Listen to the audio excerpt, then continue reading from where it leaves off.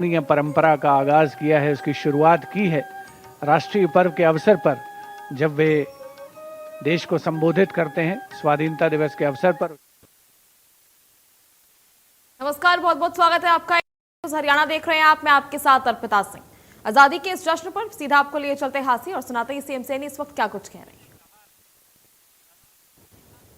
बारी बारी चिटकाई जिनमें चिनगारी, जो चढ़ गए पुण्य वेदी पर, लिए बिना गर्दन का मोल, कलम आज उनकी जय बोल। हमें गर्व है कि आजादी की लड़ाई में हरियाणा वासियों ने भी अग्रणी भूमिका निभाई है। 1857 की क्रांति तो अंबाला छावनी से शुरू हुई थी।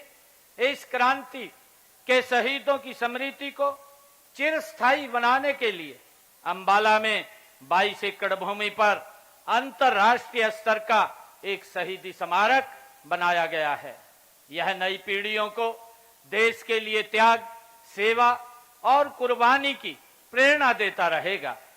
साथियों, आजादी के बाद भी हरियाणा के वीरों ने देश की सीमाओं की सुरक्षा में बड़े बलिदान दिए हैं।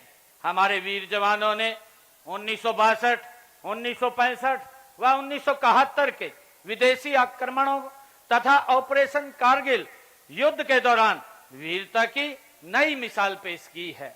वीर सैनिकों का सम्मान करना हमारा परम कर्तव्य है। इस फर्ज को निभाते हुए हरियाणा सरकार ने शहीद सैनिकों व अग्निवीरों की एशिया ग्रांट 1 करोड़ रुपए की है।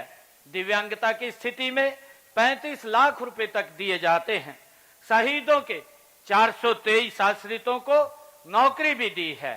भाइयों बहनों, मुख्यमंत्री के रूप में स्वतंत्रता दिवस पर ध्वजारोहण का मेरा तीसरा अवसर है।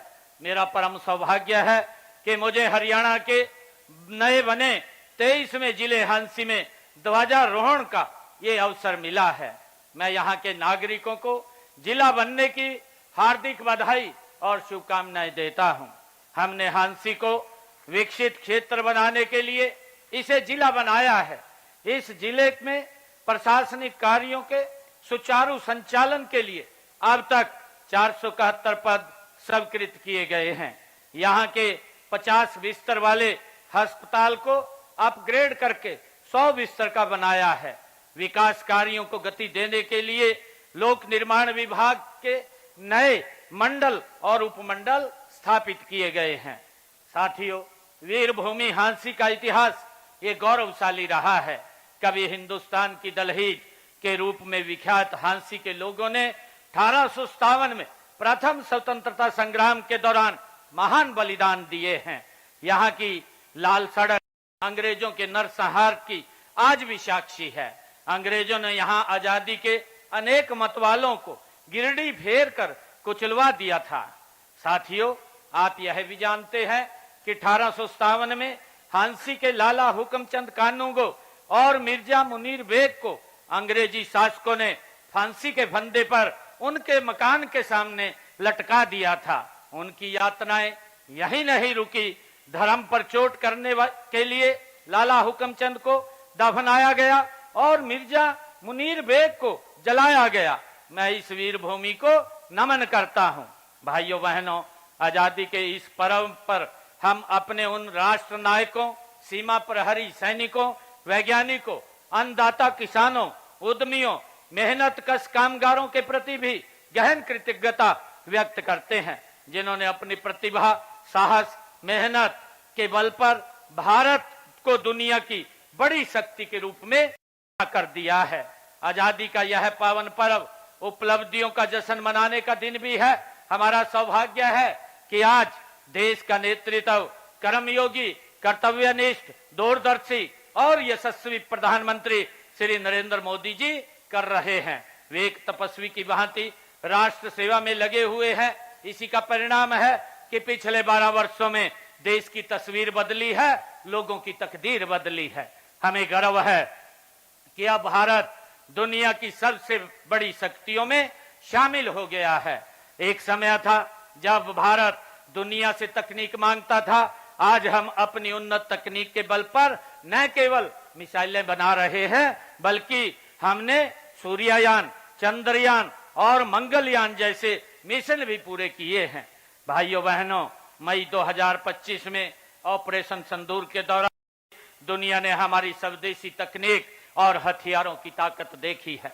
यही नहीं, हमारी सेना ने ऑपरेशन महादेव चलाकर पहलगाम के गुनाहगारों को उनकी करनी की सजा भी दी है। आज हमारा रक्षा क्षेत्र आत्मनिर्भरता की दिशा में तेजी से आगे बढ़ रहा है। मेक इन इंडिया और स्वदेशी अभियान ने तो आयातक से निर्यातक राष्ट्र की ओर अग्रसर किया है। अंतरिक्ष रक्षा, सेमीकंडक्टर, ग्रीन एनर्जी, एआई जैसे क्षेत्रों में हम उपलब्धियां उल्लेखनीय हैं। पिछले दिनों माननीय प्रधानमंत्री जी जींद से सोनीपत तक देश की पहली हाइड्रोजन ट्रेन चलाकर ऊर्जा क्षेत्र में एक नई सौगात वो दी है। साथियों, माननीय प्रधानमंत्री जी ने अमेरिका इराक युद्ध से उपजे संकट के समय पेट्रोलियम पदार्थों पर एक्साइज ड्यूटी घटाकर जनता को बड़ी राहत दी है। साथियों, ऐसे समय में जब कई देशों में एनर्जी लॉकडाउन लगने की नौबत आ गई थी, तब भी भारत में तेल व गैस की कोई कमी साथियों नहीं रहने दी है।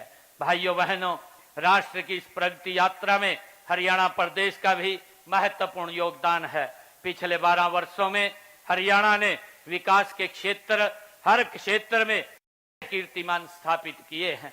प्रदेश में शिक्षा, स्वास्थ्य, उद्योग, कृषि, बिजली, समाज कल्याण, महिला सशक्तिकरण और रेल व हवाई कनेक्टिविटी के मामले में अभूतपूर्व कार्य किए हैं। हरियाणा की असली पहचान अब जय जवान, जय किसान और जय पहलवान से है। हमारे किसान देश का अन्न भंडार भरते हैं, हमारे जवान सीमाओं पर भारत माता की रक्षा करते हैं और हमारे धाकड़ खिलाड़ी पूरी दुनिया के खेल मैदानों पर तिरंगा फहराते हैं। पिछले दिनों ग्लासगो में संपन्न राष्ट्रमंडलों खेलों में देश का गौरव बढ़ाने वाले खिलाड़ियों को भी मैं अभिनंदन करता हूं। देश का साथियों, हमें गर्व है कि इन खेलों में हरियाणा ने 23 खिलाड़ियों ने देश का प्रतिनिधित्व किया और अपने दमखम पर कौशल से साथियों 10 पदक देश की झोली में डाले हैं। इनमें 7 स्वर्ण पदक साथियों शामिल हैं। मुझे यह बताते हुए खुशी है कि हरियाणा 3,90,000 रुपए प्रति आय के साथ देश के बड़े राज्यों में प्रथम स्थान पर है। इसके साथ ही हरियाणा प्रति व्यक्ति आय जीएसटी संग्रहण में देश में प्रथम स्थान पर है। State ease of doing business ranking में हरियाणा टॉप अचीवर कैटेगरी में शामिल है। उद्योगों को लॉजिस्टिक सुविधा देने में हरियाणा देश में दूसरे स्थान पर, उत्तर भारत में साथियों पहले स्थान पर है। इसी तरह हरियाणा का क्षेत्र देश के क्षेत्रफल का मात्र 1% है, लेकिन आज देश की जीडीपी में हमारा योगदान 3.7% है। साथियों, हम सब जानते हैं कि दशकों तक सत्ताएं बदली, लेकिन व्यवस्था नहीं बदली है। आम आदमी पहले सरकारी दफ्तरों के चक्कर काटता रहता था, भेदभाव का शिकार होता था। हमने पिछले लगभग 12 वर्षों में प्रदेश की जनता को उस लटकाने भटकाने वाली व्यवस्था से मुक्ति दिलाई है। अब सेवाओं व योजनाओं के लाभ लोगों के घर द्वार पर साथियों मिल रहे हैं। हमारी कथनी और करनी में कोई अंतर नहीं है। हमने गत विधानसभा चुनावों के दौरान अपने संकल्प पत्र में 217 संकल्प लिए थे। उनमें से 70 संकल्पों को हमने पिछले 1.5 वर्ष में पूरा कर लिया है और 147 संकल्पों पर गति से काम जारी है। साथियों, भ्रष्टाचार रूपी दिमक जो हमारे प्रदेश को खोखला कर रहा था, उस पर हमने कड़ी चोट की है। हमने ई गवर्नेंस का एक ऐसा नया अनूठा मॉडल बनाया है जिसने बिचौलियों की दुकानें बंद कर दी हैं। साथियों, आपको याद होगा वह दौर जब नौकरियों के लिए पर्ची और खर्ची चलती थी, जब योग्यता रद्दी की टोकरी में डाल दी जाती थी। लेकिन साथियों, आज हमारी बिना खर्ची बिना पर्ची के नौकरी देने की नीति, ऑनलाइन रजिस्ट्री, पारदर्शी ऑनलाइन ट्रांसफर पॉलिसी, पढ़ी लिखी पंचायतें और अंत्योदय अभियान की चर्चा आज पूरे देश में हो रही है। यह नए हरियाणा की नई तस्वीर है। मैं माननीय प्रधानमंत्री जी का भी आज आभार व्यक्त करता हूं कि उन्होंने युवाओं के मनोबल को ऊंचा करने के लिए लोक परीक्षा संशोधन अधिनियम 2026 को लागू किया है। इसमें दोषी को 10 साल तक कठोर सजा तथा 10 करोड़ रुपए का जुर्माने का प्रावधान इसमें किया है। हमने हरियाणा में भी पेपर लीक व नकल जैसी बुराइयों को रोकने के लिए हरियाणा लोक परीक्षा अधिनियम 2021 को लागू हुआ है। माननीय प्रधानमंत्री जी ने युवा शक्ति को विकसित राष्ट्र की असली ताकत माना है, इसीलिए उन्होंने पूरे प्रदेश में विकसित भारत संकल्प के लिए नशा मुक्त युवा अभियान चलाया है। हमने हरियाणा में भी पिछले कुछ वर्षों से हरियाणा उदय कार्यक्रम के माध्यम से जन जन तक नशा मुक्त हरियाणा का संदेश दिया है। इसके लिए सभी जिलों में हमने मैराथन, साइक्लोथॉन, राहगिरी सेमिनार आयोजित किए गए हैं। साथ ही नशा तस्करों के खिलाफ भी कड़ी कार्रवाई की गई है। साथियों, हमने युवाओं की प्रतिभा और योग्यता का सम्मान करते हुए लगभग 12 वर्षों में बिना खर्ची पर्ची के 2 लाख से अधिक युवाओं को नौकरियां दी हैं। पिछले 1.5 वर्षों में ही लगभग 43,000 नौकरियां दी जा चुकी हैं। साथियों, हमने केवल सरकारी नौकरी ही नहीं बल्कि रोजगार सुरक्षा पर भी काम किया है। हमने कानून बनाकर हरियाणा कौशल रोजगार निगम के तहत कार्यरत युवाओं के भविष्य को सुरक्षित किया है। युवा साथियों, प्रदेश के युवाओं को रोजगार सक्षम बनाने के लिए 1,56,000 युवाओं को कौशल प्रशिक्षण भी दिया गया है। डंकी रूट की समस्या को खत्म करने के लिए एक कानून बनाया गया है। इसका उद्देश्य ट्रैवल एजेंटों के अवैध और धोखाधड़ीपूर्ण लेन देन की जांच पर उनका अंकुश लगाना है। साथियों, हमने विदेशों में युवाओं को रोजगार व शिक्षा पाने के लिए मदद के लिए विदेश सहयोग विभाग बनाया है। हम चाहते हैं हमारा युवा रोजगार पाने के साथ साथ रोजगार देने वाला भी बने और इसी दिशा में हमने हाल में ही नई हरियाणा प्रगतिशील MSME एवं निर्यातक संवर्धन नीति 2026 बनाई है। इसका लक्ष्य 55,000 करोड़ रुपए से अधिक निवेश लाना है तथा 5 लाख से अधिक नए रोजगार सृजित करना है। भाइयों बहनों, अन्नदाता हमारी नीतियों के केंद्र में है। हम माननीय प्रधानमंत्री नरेंद्र मोदी जी के कुशल मार्गदर्शन में विजन 2047 हरित क्रांति 2.0 के संकल्प के साथ आगे बढ़ रहे हैं। हमें खेती के एक ऐसा मॉडल पर काम कर रहे हैं जिससे की आय बढ़े, मिट्टी की उपजाऊ शक्ति बनी रहे, पर्यावरण की रक्षा हो और लोगों तक शुद्ध एवं पौष्टिक अन्न पहुंचे। इसके लिए हम कृषि विविधीकरण करने और बड़े पैमाने पर प्राकृतिक खेती को बढ़ावा देने के लिए किसानों को प्रोत्साहित कर रहे हैं। साथियों, हरियाणा के लगभग 24,000 किसानों ने 44,000 एकड़ भूमि पर प्राकृतिक खेती को अपनाया है। यह हरियाणा के किसान के बदलते विश्वास, बदलती सोच और खेती से सुनहरे भविष्य की कहानी है। साथियों, आज डिजिटल तकनीक ने खेती को बदल दिया है। हमने ड्रोन, रिमोट सेंसिंग, AI आधारित निर्णय प्रणाली और डिजिटल खेती जैसे नवाचारों को किसान भाइयों तक पहुंचाने का काम किया है। साथियों, आज हरियाणा देश का एक ऐसा मात्र राज्य है जहां किसानों की 24 फसलों की खरीद MSP पर की जा रही है। अब तक 12 लाख किसानों के खातों में फसल खरीद के सीधे 1,68,000 करोड़ 86,000 करोड़ रुपए डाले जा चुके हैं। हमने पिछले लगभग 12 सालों में किसानों को फसल खराबे के मुआवजे के रूप में 16,000 करोड़ रुपए दिए हैं। साथियों, इसके अलावा कृषि भूमि पट्टा एक्ट लागू करके हमने पट्टेदार किसानों और भूमि मालिकों के बीच विश्वास बहाल किया है। हमने किसानों को नकली खाद, बीज और कीटनाशक बेचने वालों से बचाने के लिए कानून बनाया है। मुझे गर्व है कि हमारे प्रगतिशील किसान भाइयों ने सब्जी व फलों की खेती करने के लिए net house, poly house, hi-tech green net house आदि आधुनिक तकनीकों को अपनाया है। भाइयों बहनों, हमारी सरकार का लक्ष्य है कि विकास का लाभ समाज के अंतिम व्यक्ति तक पहुंचे। हम माननीय प्रधानमंत्री नरेंद्र मोदी जी के कुशल मार्गदर्शन में सबका साथ, सबका विकास के मंत्र को लेकर के आगे बढ़ रहे हैं। हमने अनुसूचित जातियों में अब तक रह गए लोगों को उनका अधिकार दिया है। पिछड़ा वर्ग की क्रीमी लेयर आय सीमा को 6 लाख रुपए से बढ़ा करके 8 लाख रुपए किया है। पिछड़ा वर्ग बी को पंचायती राज संस्थाओं व शहरी स्थानीय निकायों में आरक्षण दे करके हमने उन्हें राजनीतिक रूप से सशक्त बनाया है। अब गरीब परिवार को अपनी बेटियों की शादी की चिंता नहीं करनी पड़ेगी। उन्हें मुख्यमंत्री विवाह सगन योजना के तहत 71,000 रुपए तक सगन राशि दी जाती है।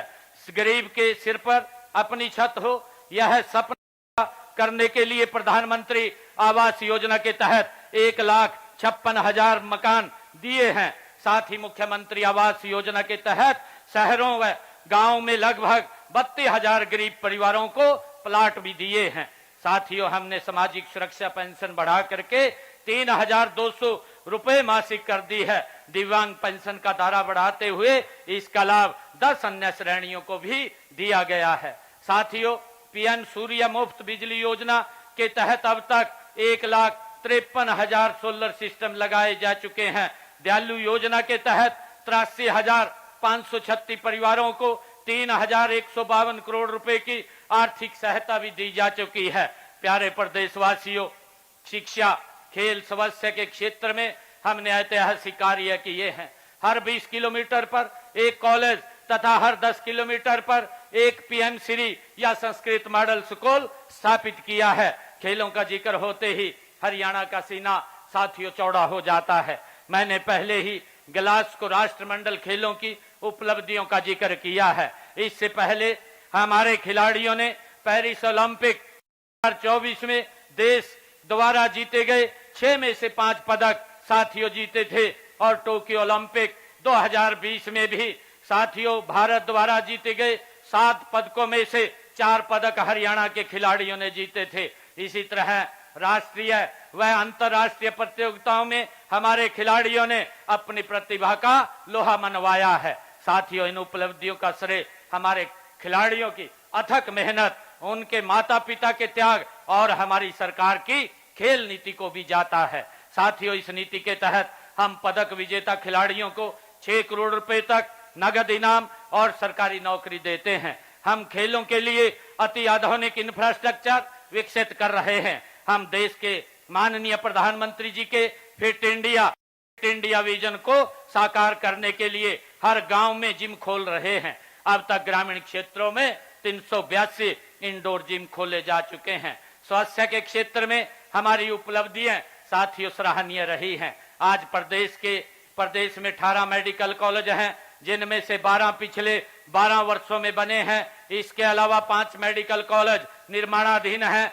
जज्जर स्थित एम्स के परिसर में राष्ट्रीय कैंसर संस्थान स्थापित हुआ है तथा जिला रेवाड़ी के एम्स स्थापित हो रहा है। साथियों, हर नागरिक की सेहत का ख्याल रखने के लिए हम आधुनिक अस्पताल और मुफ्त इलाज उपलब्ध करवा रहे हैं। हमने प्रदेश के 16 जिला नागरिक अस्पतालों को अत्याधुनिक सुविधाओं से सुसज्जित कर दिया है तथा शेष 6 जिला नागरिक अस्पतालों को इसी वर्ष अत्याधुनिक सुविधाओं से सुसज्जित कर दिया जाएगा।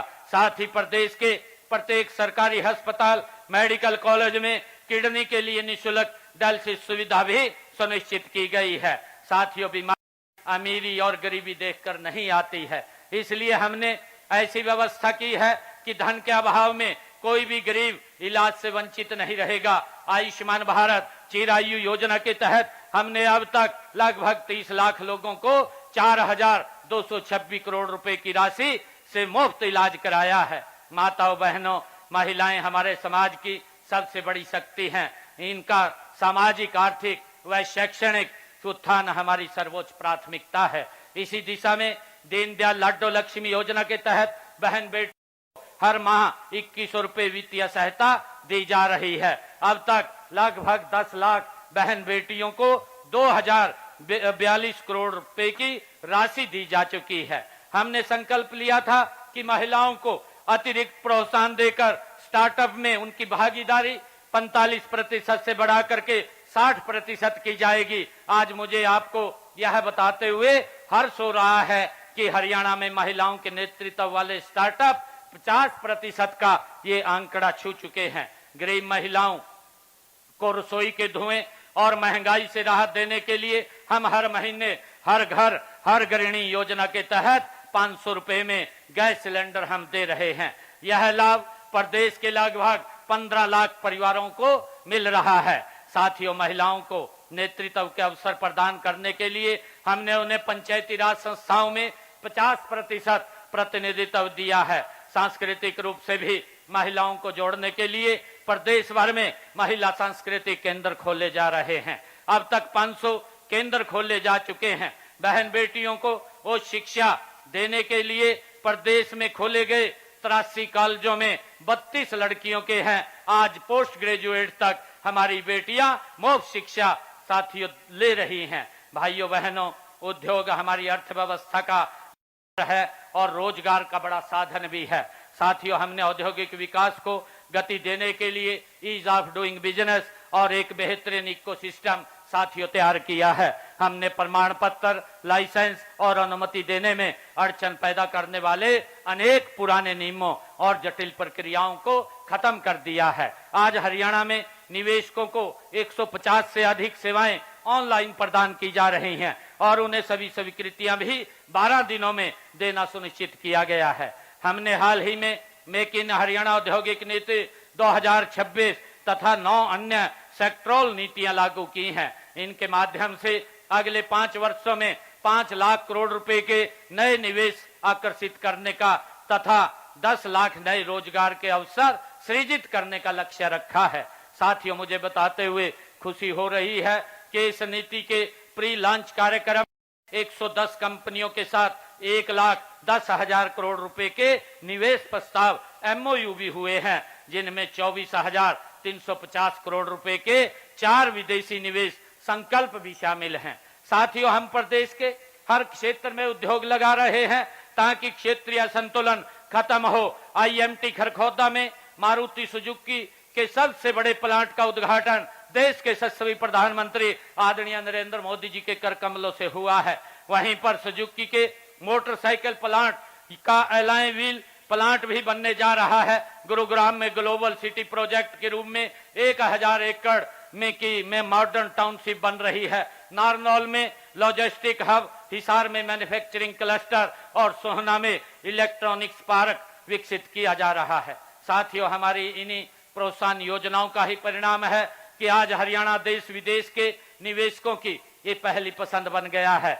लगभग 12 वर्षों में प्रदेश में 15,54,000 सूक्ष्म व मध्यम उद्योग लगे हैं तथा इनमें 97 लाख लोगों को रोजगार भी मिला है। हमारे व्यापारी भाइयों का भी प्रदेश के विकास में महत्वपूर्ण स्थान है। हमने उनके हित में ई रिफंड, कराधान के क्षेत्र में ई पंजीकरण, टैक्स की ई अदायगी एवं रिटर्न की फाइलिंग, ई निविदा और सी फार्म जारी करने की ऑनलाइन सुविधा साथियों शुरू की है। प्रदेश में मुख्यमंत्री शहरी स्वामित्व योजना के तहत 20 साल से अधिक समय से दुकानों व मकानों पर काबिज व्यक्तियों को मालिकाना हक दिए गए हैं। भाइयों बहनों, हम जानते हैं कि प्रदेश के विकास का मार्ग गांव की गलियों से होकर के गुजरता है। हमने गांव के विकास के लिए भी तिजोरी खोल दी है। मैंने चालू वित्त वर्ष में ग्राम विकास के लिए 8,704 करोड़ रुपए का प्रावधान किया है। हमने पंचायती राज संस्थाओं को कई प्रमुख विभागों का काम सौंपा हुआ है और विकास कार्यों के लिए ग्रांट की राशि सीधे ही पंचायतों के खातों में जमा कराई जाती है। पंचायती राज संस्थाओं का सशक्तिकरण करते हुए हमने ग्राम पंचायत द्वारा करवाने की लिमिट, काम करवाने की लिमिट 5 लाख से बढ़ा करके 21 लाख रुपए की है। साथियों, बिजली के क्षेत्र में ऐतिहासिक सुधार करते हुए आज प्रदेश के 6,000 से अधिक गांव में हमारा गांव जगमग गांव योजना के तहत 24 घंटे बिजली दी जा रही है। साथ ही 30 लाख से अधिक ग्रामीणों घरों में नल से स्वच्छ जल पहुंचाया जा रहा है। साथियों, स्वच्छता ही सेवा के मंत्र पर चलते हुए गांव के कूड़े कचरे के निपटान के लिए 6,183 ठोस और 2,582 तरल कचरा प्रबंधन प्रणालियां साथियों शुरू की हैं। गिरते भूजल स्तर को सुधारने व जल उपलब्धता के आधार पर 5,715 करोड़ रुपए की लागत वाले वाटर सिक्योर हरियाणा प्रोग्राम को मंजूरी दी है, जो जल संरक्षण की दिशा में मील का पत्थर साबित होगा।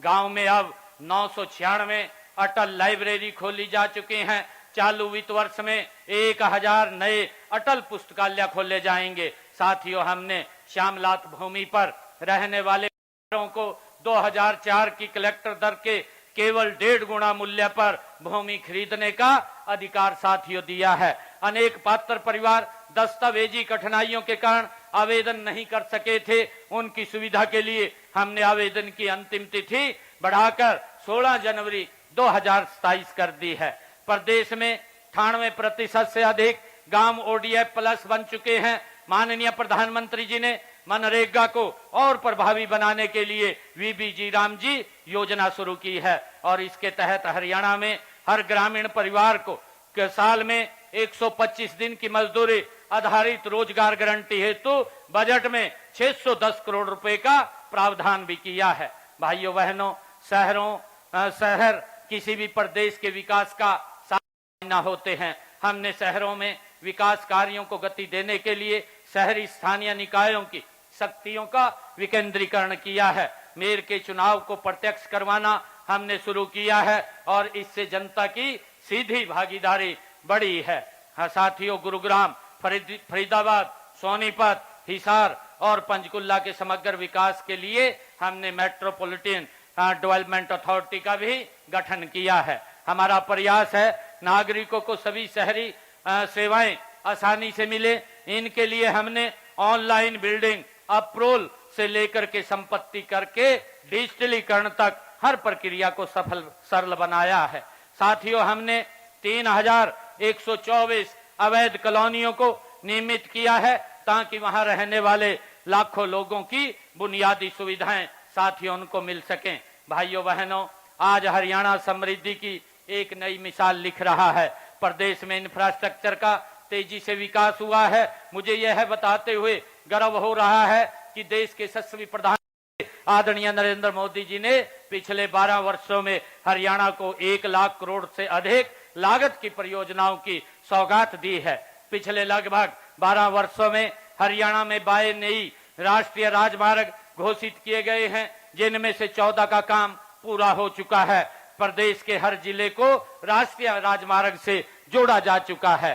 साथियों, इसके अलावा western dedicated freight corridor, rail coach factory और KMP expressway, KGP expressway, Ballabhgarh, Mujesar, Mundka, Bahadurgarh, Gurugram, Sikanderpur, Faridabad, Ballabhgarh metro link, Rohtak में एलिवेटेड रेलवे ट्रैक, कुरुक्षेत्र में railway elevated track, Rohtak Meham Hansi railway line, Rithala Kundli metro corridor साथियों शामिल है।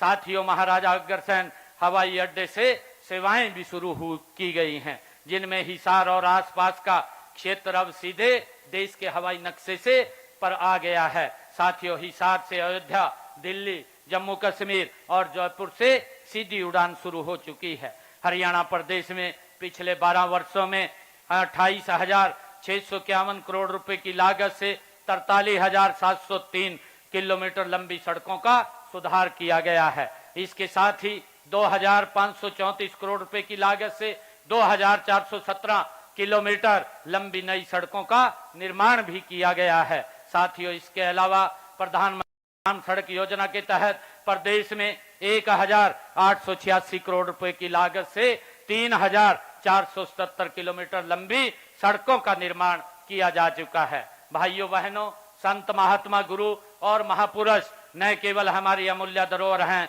बल्कि हमारी प्रेरणा भी हैं। उनकी विरासत को संभालने व सहेजने की जिम्मेवारी हम सब की है और इसी दिशा में संत शिरोमणि गुरु रविदास जी की शिक्षाओं को जन जन तक पहुंचाने के लिए संत गुरु रविदास जी महाराज समरसता संकल्प अभियान पूरे देश में चल रहा है। साथियों, गत 29 जुलाई को गुरु पूर्णिमा के पावन अवसर पर संत शिरोमणि गुरु रविदास जी की जन्मस्थली से शुरू हुई कलश यात्रा अगले 7 महीनों तक देश के गांव-गांव और जन जन को समरसता के सूत्र में जोड़ती हुई आगे बढ़ रही है। साथियों, हरियाणा में भी यह यात्रा हर जिले में पहुंची है। हम संत महापुरुषों विचार प्रसार एवं सम्मान योजना के तहत भी संतों व महापुरुषों के संदेशों को जन जन तक पहुंचाने का साथियों काम कर रहे हैं। साथियों, पिछले लगभग 12 वर्षों का हमारा कार्यकाल समान विकास, समरसता, सहिष्णुता के साथ साथ उन बदलावों का भी साक्षी रहा है साथियों, जिससे हर आम आदमी का जीवन सरल, सुगम और सुरक्षित हुआ है। अंत में मैं एक बार फिर अपने पूरे हरियाणा परिवार को 80वें स्वतंत्रता दिवस की हार्दिक बधाई देता हूं, शुभकामनाएं देता हूं। आइए इस पावन पर्व पर हम अपनी महान सांस्कृतिक परंपराओं और उच्च नैतिक मूल्यों पर चलते हुए विकसित भारत, विकसित हरियाणा बनाने के लिए कठोर परिश्रम करने का हम संकल्प लें। आपका बहुत बहुत धन्यवाद। जय हिंद, जय भारत, जय हरियाणा। धन्यवाद।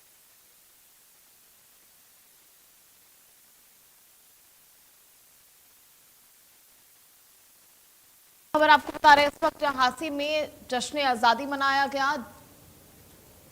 ऐसे में सीएम नायब सैनी ने तिरंगा फहराया। ये तस्वीर आपको लगातार हमने दिखाई और सीएम का संबोधन भी सुनाया, जहां सुरक्षा के क्षेत्र में भारत मजबूत हुआ है। सीएम की तरफ से कई बड़े बयान जो हैं, कई बड़ी बातें संबोधन में सामने आई है। जहां आजादी के इस जश्न के साथ उन्होंने ऑपरेशन महादेव में सेना के पराक्रम को लेकर बात की और देश किस तरह से विकास कर रहा है उसको लेकर भी कई बातें उनके द्वारा की गई। सीएम ने कहा कि चीन से पहली हाइड्रोजन ट्रेन चलाई गई और लगातार विकास की रफ्तार जो है वो बनी रही और हरियाणा में जींद में ही पहली हाइड्रोजन ट्रेन देश की चलाई गई और देश ने नए मुकाम हासिल किए हैं और लगातार देश जो है विकास की ओर आगे बढ़ रहा है। महिला सशक्तिकरण पर भी विशेष फोकस किया गया, जहां तमाम बड़ी बातें सीएम के द्वारा कही गई। उन्होंने कहा कि हमारे किसान अन्नदाता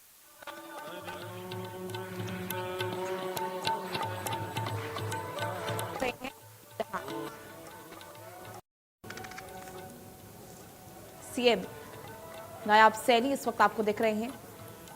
आजादी के इस महापर्व पर तिरंगा फहराया गया, वंदे मातरम और जनगण मन के साथ संबोधन सीएम सैनी ने अपना दिया है।